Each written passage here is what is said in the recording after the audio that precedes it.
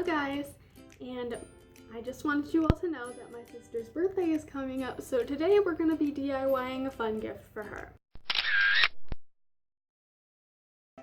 Normally I wouldn't call this a budget craft, but I was lucky to find these knobs at Hobby Lobby for buy one get one 50% off. Each of the knobs were about, I think, $4, and I have one big knob, an elephant knob, that was $8. Here is the elephant head that is going to be the big accent section of our project, if you will. Essentially what I'm going to be doing is creating a sort of coat hanger or possibly some sort of jewelry hanger. What I've done is I've grabbed this plaque here. I have measured all the way across and made an X here in the middle with a ruler. I was a little bit longer than the ruler, so it took a while to get everything together, but I found the center of it, and then I measured 5 inches from the center on each side and marked an X in those two places because this is where all of my knobs will be going. Be sure to erase any extra marks so that it doesn't show through on your paint. I'm going to get rid of this line that I made to make sure everything was going to be straight and centered both ways. I wanted a color on the background that matched or possibly was just a few shades different from the bulbs that I had here.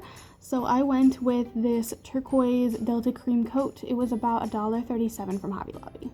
So I'm just finishing up coating it for the second time in the turquoise paint. I'm going to let this dry for a little bit. It's acrylic, so it should be pretty quickly, and then I'll come back and attach all of my knobs. So under normal circumstances, never would I ever recommend doing what I'm about to do because you could be at risk of splitting the wood, but I do not have a power drill on me, and so I made maybe the crafty choice to use my toolkit. I have a screwdriver that comes with a couple of different heads. I picked the biggest one I had and the roundest one I had. It's magnetic, so when I throw it in there it just sticks. Placed it down. Usually took the smaller one to put it right over the hole where it was, made a little bit of a mark, a dent in it. Then took my screwdriver and a hammer, of course it is pink, and hammered it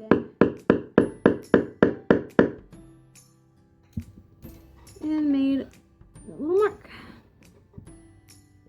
Now, so this can lay flat against the wall, I don't want the hook or the knob to go all the way through, so I just need a hole that's deep enough for me to get it in there so that it can stay supported while holding up anything that I need to, and I will secure it in each hole as so with super glue. Obviously, now that we've got a little bit of depth in there so that there's something for it to grab onto, if it screws at all, screw it in just a little bit. Mine doesn't go too far down. Get it in there, make sure it's got a decent fit.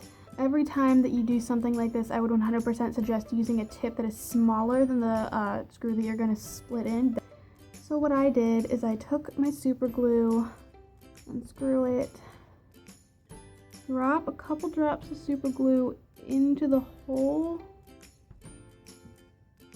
and screw it back in.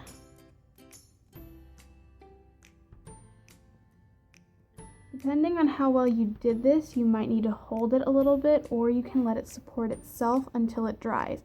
I would definitely give this a good 5 or 10 minutes to dry, especially when there's so much glue. But when you're done, everything should be held up pretty well.